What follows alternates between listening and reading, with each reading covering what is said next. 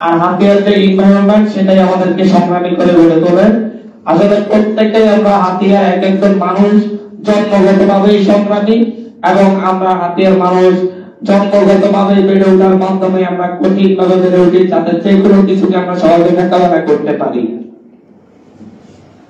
আসলে আমি বলবো আমার জীবনের সবচাইতে প্রতিবাদী হয়ে ওঠার সবচাইতে বড় কারণ হাতিয়া দ্বীপে জন্মগ্রহণ করা। আমি যদি ঢাকায় জন্ম নিতাম বা অন্য কোনো শহরে জন্ম নিতাম, তাহলে হয়তো আমি প্রতিবাদী হয়ে উঠতে পারতাম না।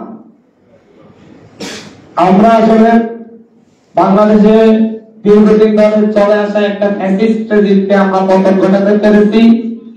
এই কারণে বাংলাদেশের মানুষ এটাকে, আমরা যখন 24 বছর পাকিস্তানি শাসনের পরে যখন মানুষ ভাবা শুরু করেছিল যে পাকিস্তান থেকে মুক্তি পাওয়া অসম্ভব, এমনকি বাংলাদেশের তখন রাজনৈতিক দলের নেতারাও পাকিস্তানের সাথে লিয়াজু করা শুরু করেছিল, ঠিক তখনই বাংলাদেশের যুবকরা, ছাত্ররা বাংলাদেশে ঢাকা বিশ্ববিদ্যালয়ের 13 মার্চ প্রথম বাংলাদেশের জাতীয় পতাকা উত্তোলন করে, এবং তারা যেটাকে অসম্ভব ভেবেছিল সেটাকে সম্ভব করে তোলে। এজন্য আমরা সেটাকে বলি প্রথম স্বাধীনতা যুদ্ধ।